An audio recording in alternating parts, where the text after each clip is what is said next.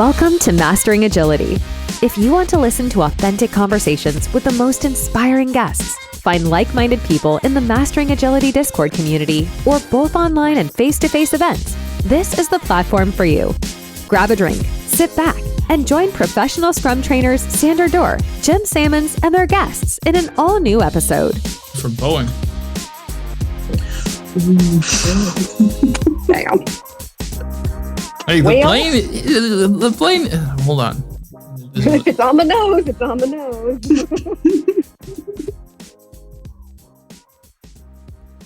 It's a good example, like working for Boeing. Hey, just 80% done. That's fine. We're good. 80% is sufficient. Like, man. Who needs safety being in that 80%? Safety is overrated anyway. Yep. I mean, if you can appear 80% alive, that's sufficient. And, we all want to get to done. And, that percentage means more than the quality and the value that we're delivering. Because it's all in the name of agility. Because agility is for us to deliver faster, isn't it? Yes. Exactly. Deliver faster and save money. Don't forget that one. Yep. Oh, yeah. Save money. Deliver before even the deadlines. Arbitrary deadlines. Have a high velocity and use less human resources. Oh, fuck that. And our resources. Human capital. Yeah. Right, human capital, sorry. We're a body shop. We're not allowed to say human. We're just having butts and seats. Oh, butts and seats. Fuck that even more. Jim, you're muted. We cannot hear you. We don't hear you. Is this the actual recording? How nice do we have to be? Oh, my Lord. Okay, well, then I will be politically correct. No. Where did you feel like I was politically correct? Since when did we move to a PC platform? Well, somebody's got to be. Let me summarize that. Fuck PC too. Yeah. No, I forget what movie it's from, but it says something about there's a line when you're getting on an airplane, just remember you're strapping yourself into this thing that was built by the lowest bidder from who knows where, 12 years ago. So. Yeah. Yeah. Flying death tube. Yes. Yeah, basically.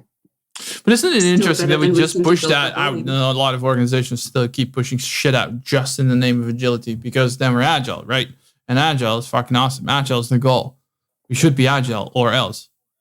Because if you're agile, that means that automatically you get a lot of stuff done. Yeah, delivery.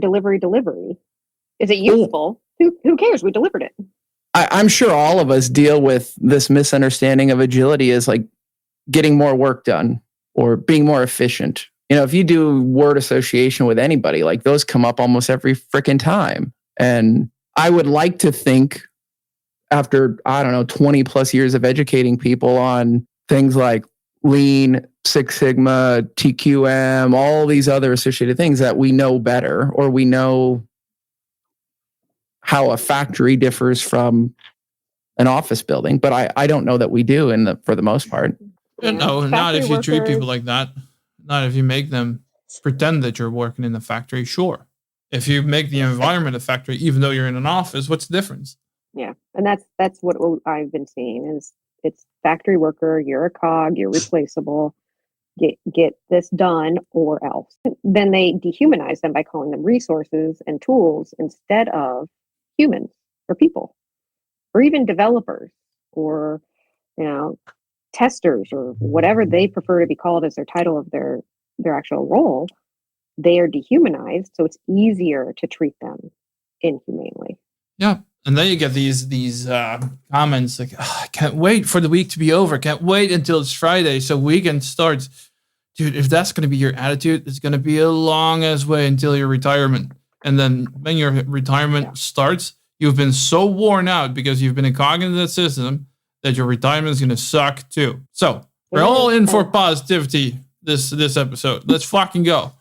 Yeah, I was going to say Kumbaya and Trust Falls. When are those going to start? Yeah, let's sing a song together. Let's start with a nice song. Should we have our own agility song like Kumbaya, but replace the words with agility words? Oh yeah, that would be wonderful. Like a little bullshit Yeah. bingo, but just as a song. Maybe maybe we should commission Chad and Jeff to record one of their Scrum Agile parody videos for us, or 100%. songs. Yeah. But of course, then we'll owe them like 72 cents every episode that it gets aired, or some sort of licensing agreement. We could have like a whole album actually. Like start with All the Points She Burned. All the points she burns. Yeah, Nice. that's one that Chad actually made, I think, if I'm not mistaken. I like the one. Really? I thought I came up with that. I don't think so. Let me see. Maybe we should oh my gosh. I wish that on my Stream Deck, I could hit a button that when this one manager comes into a call, I just play Wrecking Ball, like coming in like a wrecking ball, and just like totally blowing up whatever the conversation is at that time. Mm-hmm. Let's see. If you don't know Chad, my dear audience, check out Chad Beyer on YouTube. Agile Songs by Chad Beyer. If you got the power of Scrum, hey Scrum Masters, smells like Scrum spirit. Best sprint with my Scrum team. Runaway sprint, Scrum I got. I still found the Agile I'm looking for. Neither do we. Scrum Star, the Scrum Guide is a changin'. Kanban is lean. Scrum scale away. Have yourself an Agile little Christmas. Oh my goodness. There's a lot more than I thought there would be. Oh yeah, like Nothing we've seen some of compares these to in Scrum. person. We've seen some of these in person at Scrum.org face-to-face type stuff. Oh yeah. But he can pull it off like impromptu. He just goes. I like that. Well, there's like a Scrum.org jam band. Like, isn't it Dan Brown Sunder that will like karaoke? And Oh, probably. I could have swore I've seen an instrument in his hand on one of the calls. Yeah, Kanban Dan. Can Bandit. What's Oh the my band called? Gans band. The increments, like the increments. Like, they totally need a black T-shirt, playing old CBGBs, like an old Ramones logo, but the increments. And then it could be something like PBI Cemetery. You know, I could see that instead of Pet Cemetery. Yeah. We did like the band posters too. Ooh, those would be good. now playing, yeah. Like Sponsored by you could say Jefferson. I was there. Yeah. We did a ceremony for a Jira item like 8 years ago. We literally had a funeral ceremony in between a bunch of cubicles and offices with a cardboard gravestone. Here lies Jira number, blah, blah, blah. We finally put it to rest. It was super fun. But doesn't that mean because you've created stickies or Jira tasks that now we're doing Agile just for the sake of being Agile? I mean, not at that company. I will say that was a really awesome team. But yes, and it's under many times, many places that is like, oh, you use an Agile tool, so you're an Agile team. Yeah, but there are a lot of tools anyway. And I mean people as tools. I once walked into a bank for a new assignment, and they said, "We're all doing Agile here. We just started doing Agile. We're all doing great." I said, "All right, then show me what you're doing." And he said, "Look, you're on the window. There's stickies. We're doing Agile." That's it. That was their version of Agile at the time. Did you give them a sticker board? Yeah, I slapped them with it. Nice. Well done. So yesterday we had a session. I would love to hear what the three of you think about this. And we didn't define agility, but what I was trying to do was to connect how can Agile work for somebody. And one of the things I keep coming back to is if you work this way, can you stop in the future and have something? And this is one of the ways that I explain how working in an Agile manner might be different for somebody who maybe doesn't get it, or they think it's just Post-its and Sharpies, or they think it's rigidly filling up a sprint and promising in blood and doing some sort of secret skulls handshake in a conference room and then leaving. And they're like, well, what do you mean? And I'm like, well, with the way you've broken down this work, this project, your backlog, if you get to item number 5 and your budget's pulled or the team is canceled because they're hired guns, will you have anything? And they said, no, we won't. We would not be able to stop. And I said, okay. And we talked about some potential ways for them to take the same exact work items, define it and do it a little tiny bit differently, And at any point they could stop. And they were like, wait, that's agility? And I'm like, I'm not going to say that's synonymous with agility, but if you can deliver incremental value and stop at any point when enough, for any reason, good or bad, yeah, that's a hell of a lot more agile than my user story is you promised to do item number 7 of 11, so go do it. Like, if it's a spectrum, I think I'm far closer to ideal than that. Yeah. And I think what many organizations miss is just the ability to respond to change. And I don't mean like, hey, we created a plan. Now management is going to barge in and say, now we're going to do something completely different and completely the opposite, while the developers are in full focus mode and they're just chugging away and they're like, fuck, now we got to change something else again.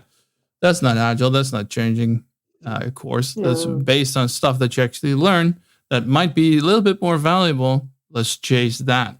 Yeah, I have a situation that I came in on this team that I'm on now was the managers wanted to see every feature started at least, but that meant nothing was going to get finished. We had so many features, everyone was working everywhere and spread out so much.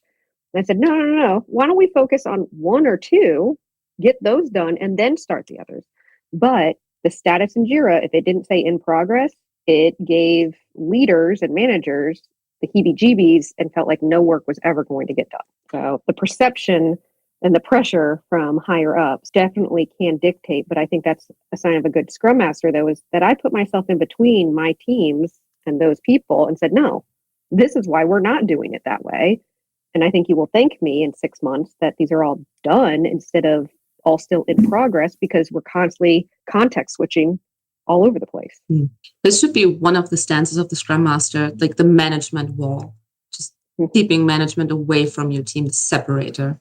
Well, actually, it sort of is, kind of, sort of ish. Right? It's not necessarily stance, but it's nicely wrapped in the context and the words of they cause change or improvement in the organization, and not just in the Scrum team.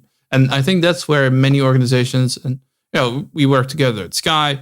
That's where a lot of companies like Sky, they do it in the wrong way. Where Scrum Masters, if that goes well, if a Scrum team works as it should be, they sort of know the events, how they should be run, then you can take up another team. No, how about you start working more vertically and start working with the rest of the organization and sales and management and HR and I don't know whatnot. Fix that first and then to another team. Nah, we don't need that because we just have this one small Agile project. Agile just exists in this little bubble and the rest of the company can just remain as is because it's been running fine like that for the past couple of years. Why change? Let them Agile people do their fancy stuff. Yeah, and the best thing to do for a company is always do as you've always done because it's successful. So why change? Yeah, but that's the dumbest argument that I've ever heard. I used to have single layer glass in my parental house as well. As if I'm gonna keep that in my walls over here as well. It doesn't make any sense. Like if I have a lot better versions, why am I going to stick to these inferior versions? Why I'm going to stick to an inferior way of developing my products? Because that's what we've always done. Well, a lot of people don't know. Well, a lot of people have the mindset, including myself at times. If it ain't broke, don't fix it.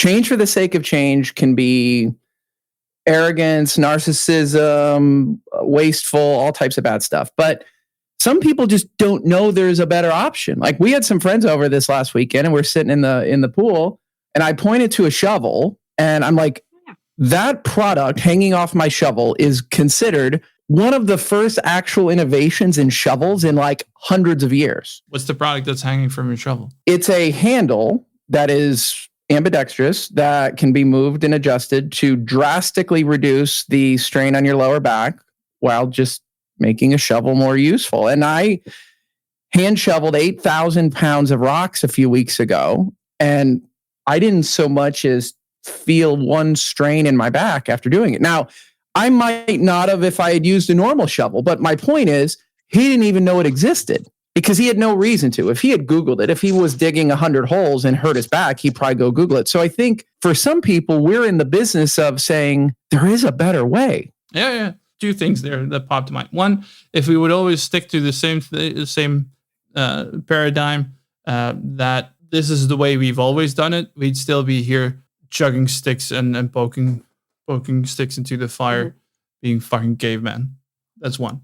Second thing is innovation like these don't mean what a lot of organizations treat them to be. Like, we need to innovate. And then how many organizations have you worked with that treat innovation like just wrapping up work? For instance, in SAFE, I'm not going to bash SAFE. Don't worry, people. I'm not going to go into that tangent again. But in SAFE, you got an IP sprint, innovation and planning. How often does actual innovation actually take place? How often do we use that IP sprint to wrap up work and maybe eliminate a single or secondary bug? When the unicorn rides with the leprechaun on its back, rides into the sprint and drops off the innovation stork. I don't know. Mm-hmm. Rarely. Ladies, how often do you see actual innovation going on? Well, back in that SAFE environment that I used to work in, I didn't see it at all, as in never. Because like you said, we used that to just do tasks that didn't get done because we squeezed the PI completely full to 125%. I get a couple. I do get a couple innovative thinkers on my teams that will push the boundaries and test differently. And now that it has been working, because my teams also are kind of like in the shadows and forgotten a lot. So when we experiment on things, people don't really notice it. But now other teams are taking our lead and example and going to be implementing a lot of the things that we've been doing for the last year and a half. How would you consider innovation that it should be? How would you like it to be?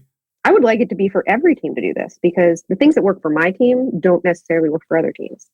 Like, their work is different, their process is different, the people on them are different.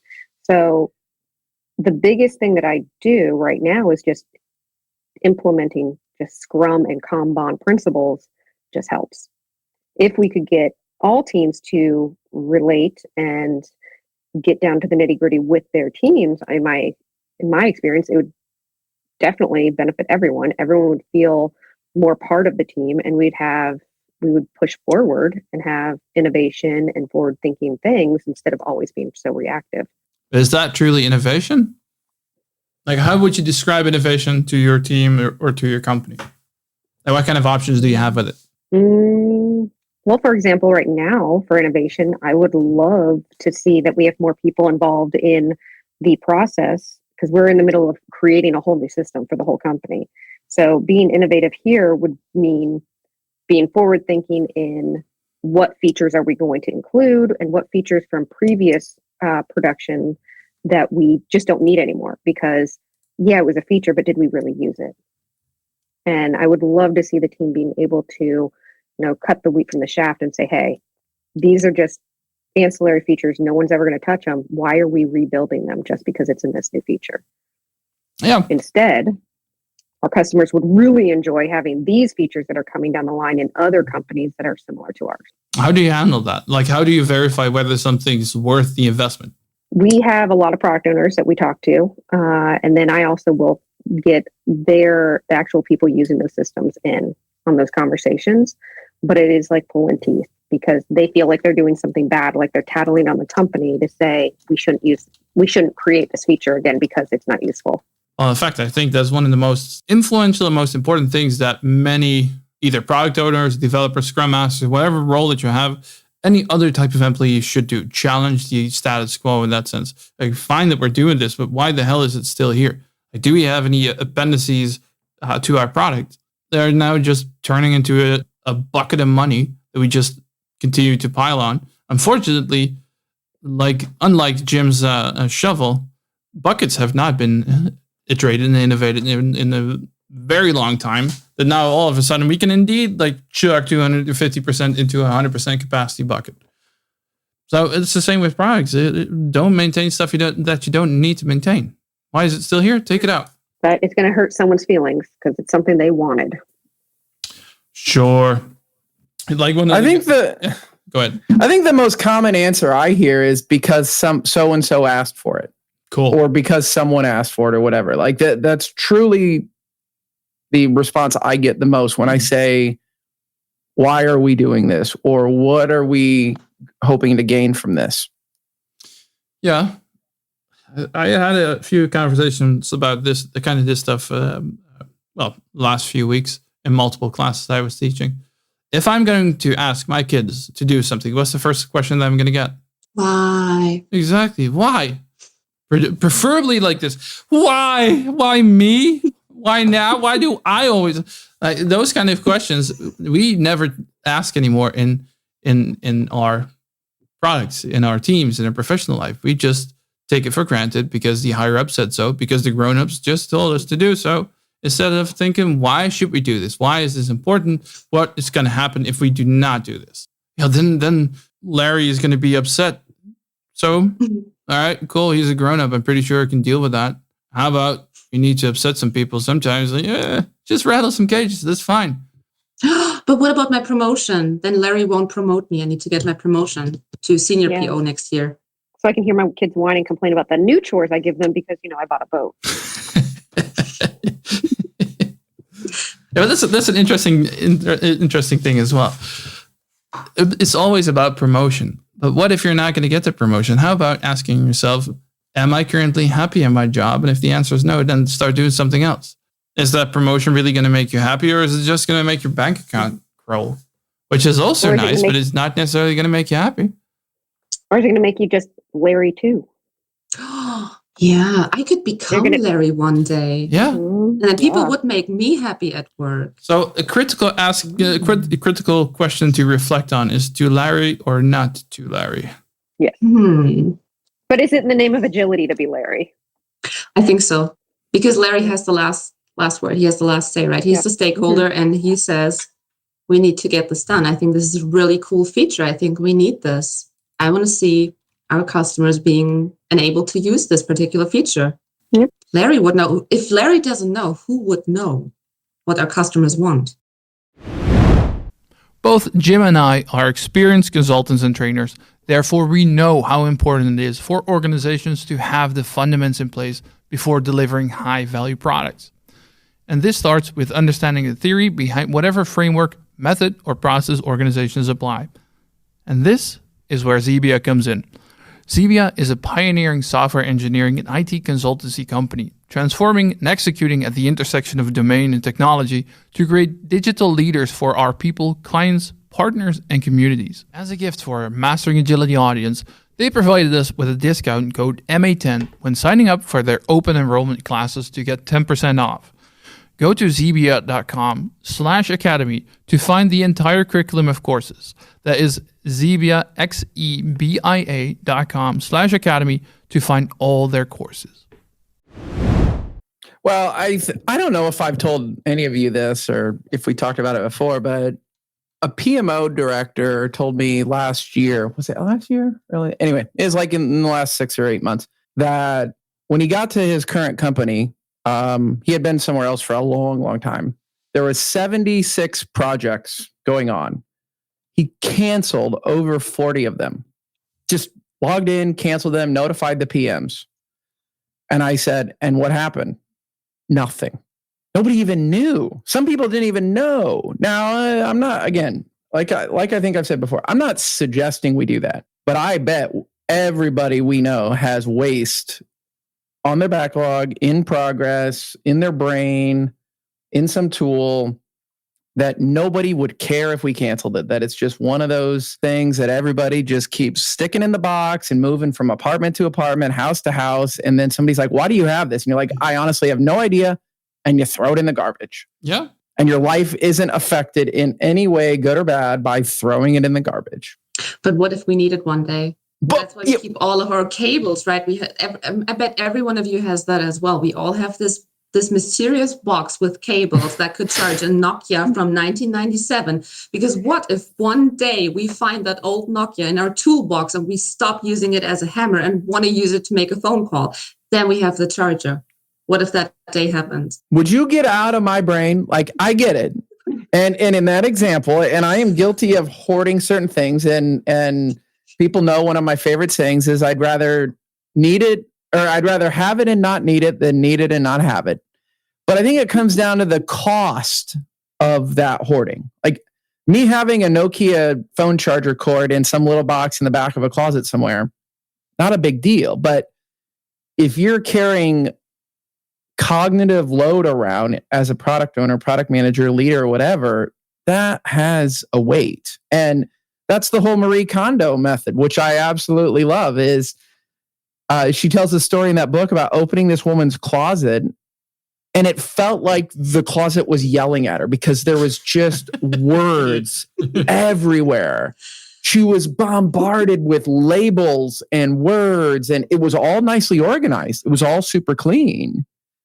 But it was, without even knowing it, it was overwhelming the owner of that closet to open it once a day, twice a day. So I think it depends on the cost and stuff like that. But yes, I'm sure we all have that box or boxes of cables somewhere.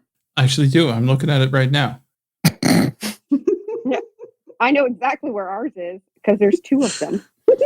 Mine is right here next to me. It's right in there. But I have culled that box numerous times, and it used to be out of control, and now it's more in control. So I've refined and culled that load. But yeah, I'm a failed minimalist is what I tell everybody. Failed minimalist. Also called a hoarder. We have gotten rid of a lot of this lightning chargers because we only have like 2 products now in our house for that plug. Most of the stuff is C. So we do cull it. We do get rid of some. I will say we are trying. And how many product owners, product managers, or products have that? There's a lot of load in there, a lot of fluff that you don't really need. Instead of thinking, maybe I should pick up a broom and just go through. Kind of like a kid's bedroom where you just take a shovel and a bin and you just shovel all their toys into it and be like, if they want them, they'll go through them and take them. But otherwise, this room's now clean. Well, there's a minimalism technique where you take everything and you don't throw it away. You put it in boxes or totes and you put a piece of paper on it with the date and set a date in the future, usually 6 months. And if you haven't taken that thing out of that box and used it in 6 months, throw it away. You clearly don't need it. Make it a year if you're hesitant to let go of stuff. But as product owners, it's even easier because most people have a way to say, oh, I'm going to mark that as removed. And if I ever need it again, whether that's tomorrow or in 2 years, it's still there. So I think the objections about getting rid of clutter, which is what we're talking about, or excess, are even easier in the digital world. Yeah, you can hide them a lot easier. Mm-hmm. Yeah, I would recommend to these people, or if you're listening and your product looks like something like this, just take shit out. Just delete. And if someone really needs it, they'll start screaming again. They'll be like, last sprint review we had, there was this item on my on the backlog. That was my item. Where did it go? Oh, right. Sorry. Let's go through that again. Let's see if it's still valid. Let's see if we have any new emerged insights. That reminds me of a very good advice you gave me, Sander, I think like a year ago, when I was talking with you about a big backlog that was completely out of control. No one knew what to do, what was in it. You told me, print it out and burn it and start all over. Yes. Print your backlog, burn it down, create a new one. See, we went by date. If it hadn't been touched in over a year, just gone. 6 months, 3 months, depending on how large it is, go by date. Obviously, if you haven't touched it in a year, you're not going to need it. No. If it's something that is, and for my retail industry, if you're not touching it in 6 months or 3 months, it's usually not needed. Well, and there's something cathartic about burning it down, like literally. And we were in Montana last year, and forests thrive with fires, like within reason. Yeah. But getting rid of stuff actually does a number of things. It puts nutrients back in the soil. It lets the things that do survive thrive. And as a property owner, I jokingly call fire, Mother Nature's eraser, because there are certain things where fire is absolutely the best tool. But even fire aside, removal normally does, in all aspects, make the things that remain stronger Like whether it's weeding a garden, whether it's taking a plant out of a overgrown bed and putting it by itself where it can get more attention or more nutrients or whatever. I think that's what we're saying, isn't it? Like do less, like old Ron Swanson, don't half-ass two things, whole-ass one thing. Yeah, I think if I'm not mistaken, in Australia a couple of years ago, they're having massive forest fires. I'm not mistaken about that, but if I'm not mistaken, the abundance grew back. No, you're not. Okay. Oh yeah. The forest fires started. It started during the pandemic. It was one of those things where it was like, okay, so the whole of Australia is burning. We're in a pandemic. Now what are we going to do? They're an island. How do you get resources to them? But it did. It grew back in abundance. Yeah, except the animals who died. Sorry. Yeah, we're not discounting any of the humans or businesses or animals affected by fire. I'm just saying that removal of things can be cathartic and cause what remains to thrive. I've said many times when it comes to friends, I'd rather have 4 quarters than 100 pennies. Like I'd rather have fewer relationships that are super fun, enjoyable, productive, mutually beneficial than 100 crappy ones. Yeah. Makes sense. Well, why go against nature? I mean, we just had the forest in our front yard, kind of culled above all the saplings and things underneath so that the larger trees could thrive and grow and be strong. So if Mother Nature requires this, why are we thinking that it's not something that we would just naturally want to do in our workplaces? Because Larry doesn't garden. Larry's not a gardener, yeah. Mm-hmm. I always like to refer to people as they should be like organizational gardeners. And maybe one of those tools in our organizational gardening should be a fucking blowtorch. Just burn some shit It's down. also fun. Right? It's cathartic. It's fun. It's super enjoyable to watch something burn. Depending on whose perspective you're looking at. I mean, if you're going to be the one who's burned down, then maybe not. But weed eating with fire is a legit thing. Mastering agility only works with organizations aligned with our values, and that's exactly why we are excited to work with our sponsor. Scrum Match is the free platform for professionals run by professionals. On Scrum Match, true Scrum Masters get hired by companies serious about the popular framework. The awesome people behind this platform have decades of experience, among them a professional Scrum trainer for Scrum.org. They have interviewed, trained, and coached hundreds of like-minded people, and they use this exact experience to make you stand out from the crowd and help you get in touch with companies looking for true Scrum Masters. So go to scrummatch.com and sprint to your dream job. When are we actually agile? When are we there yet? When are we agile? We're now using Jira. We renamed everyone. Now all the project managers are called Scrum Master or PO. No, I don't think when are we agile is actually a valid question. I think that's a super dumb question to ask. Because then agility becomes the goal. And it shouldn't. Because you can be agile like water and still do dumb shit. Mm-hmm. True. If you're going to flow into the wrong direction and just create more havoc, then why be agile? But if we're truly embracing agility, then we would inspect and adapt. So we wouldn't continuously be flying the wrong direction. Yeah. We'd be checking. I had a quick short discussion with Ronald Flem and Alexei Krivitsky about this. And a lot of people seem to think that agile is dead, and I don't agree with that. I don't think agile is dead. I think the word agile is dead.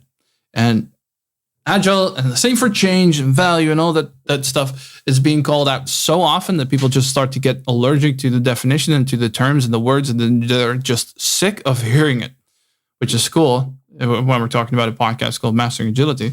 But don't throw the words in there just for the sake of things. Focus on whatever you need to get done. Focus on the problem. And we as people, speaking of jumping to conclusions, we jump to solutions so fast without properly understanding the problem we're trying to fix that we do a whole lot of shit that we don't know whether it's actually valuable or not, or whether it's going to create a stepping stone toward a solution. Gillie.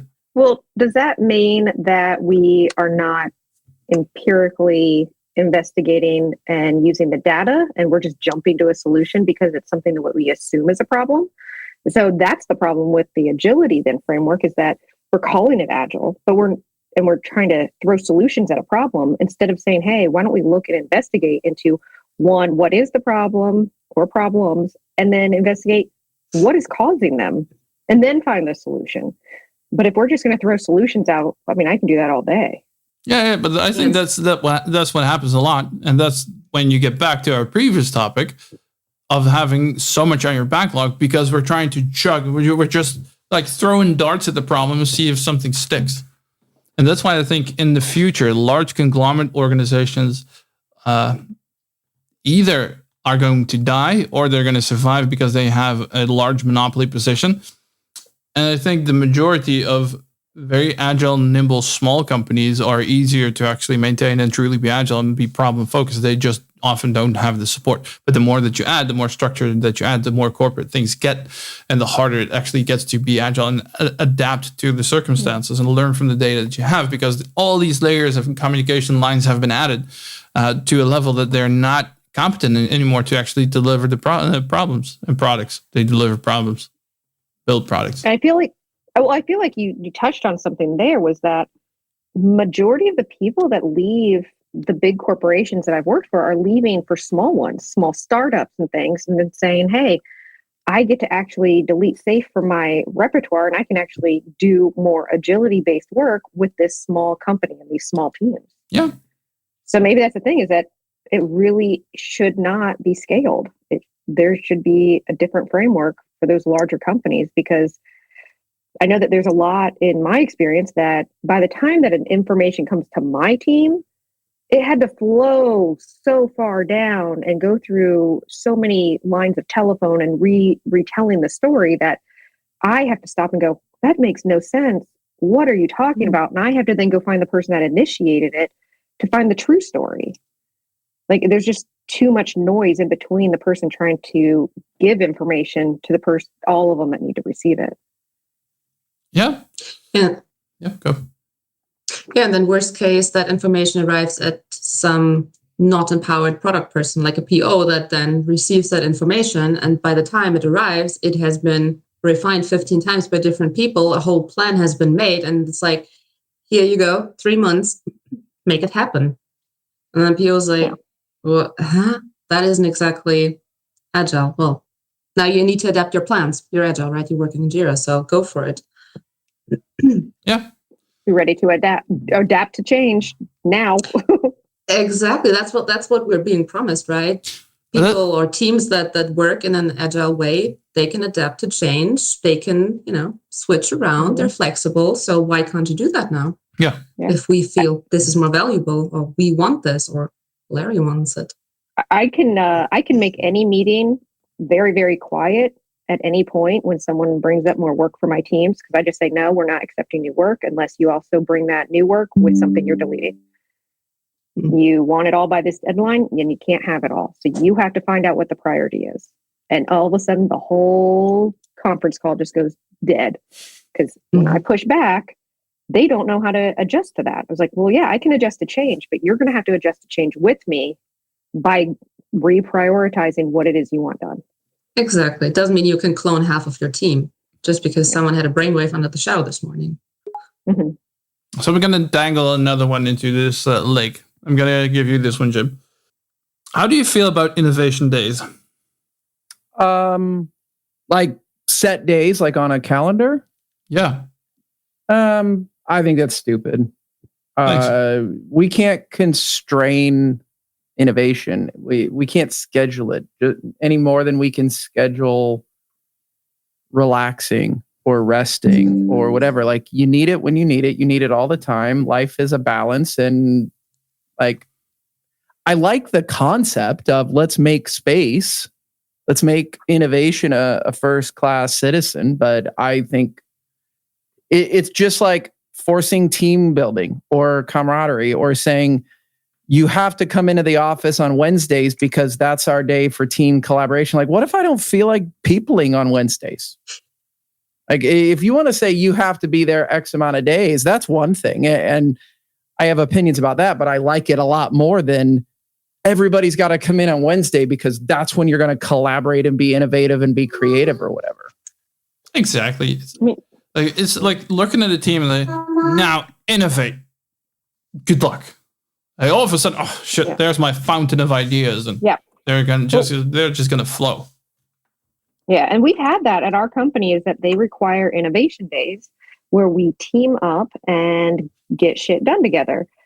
Well, I've been to 3 of them, I believe. I've been to 3. The 4th one I did not attend because I was doing something else. But of those 4, only one of them did we actually produce any like insight or discuss the product. All the other ones, we just talked to each other and related to each other and got to know each other better. But it was just basically everyone was at the office, but nothing different happened. Yeah. So when it's forced, if it's only going to result 25% of the time with actual productive discussion, then what's the point of that?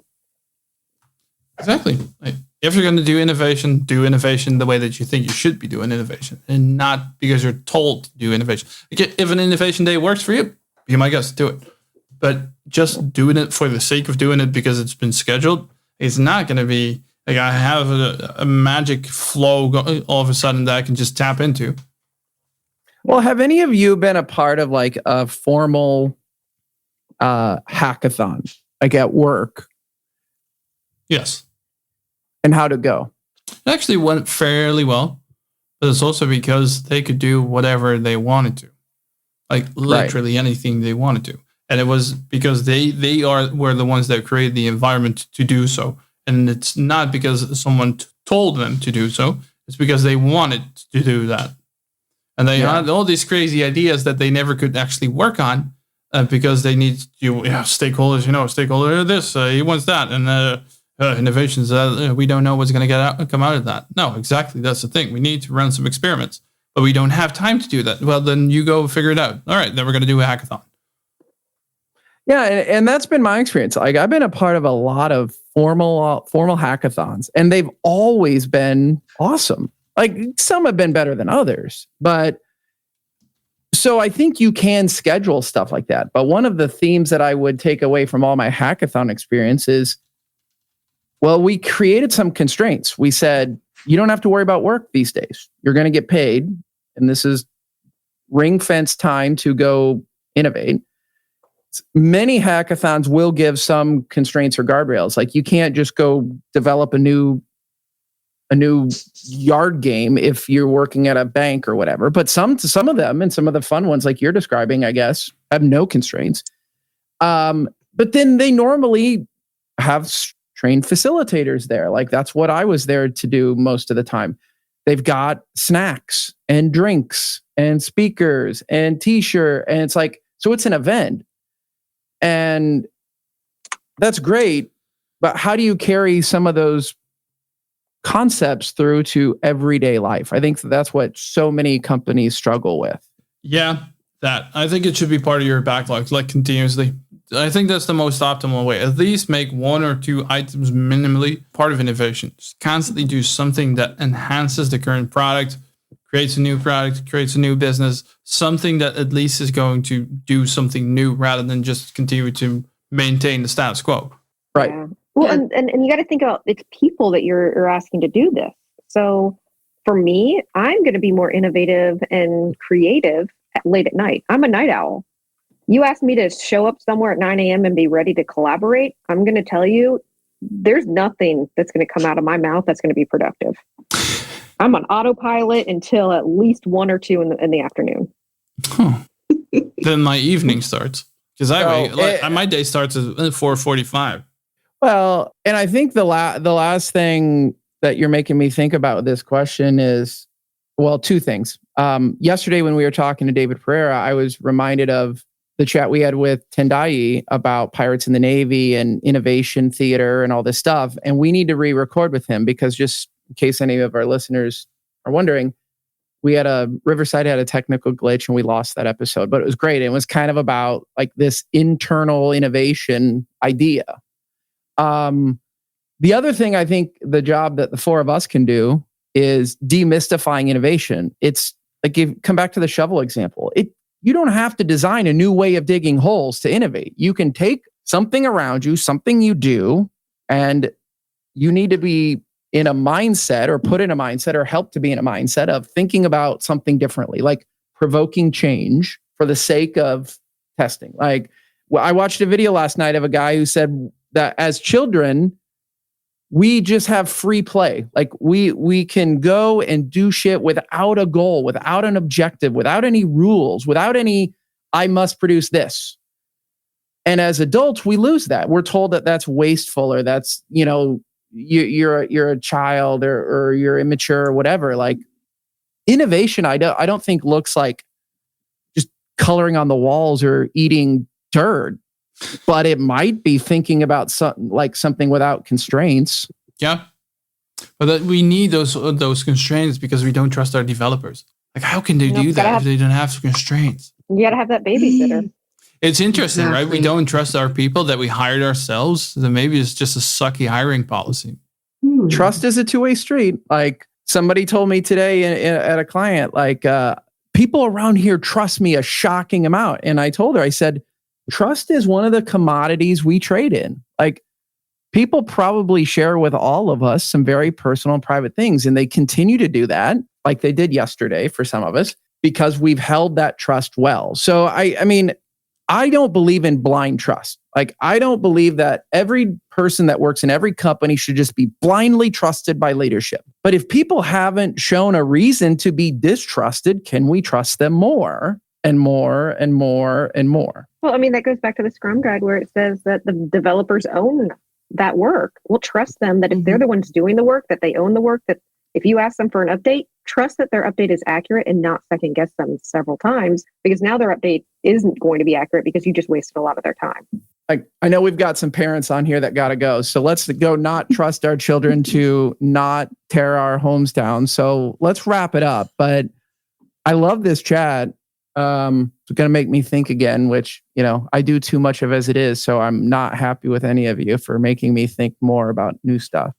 I think sometimes we need to be more like children, honestly. They really ask why. That's the first thing they do. And they just see things. They're so creative, right? Like they can't reach something. They can't reach the candy on the shelf.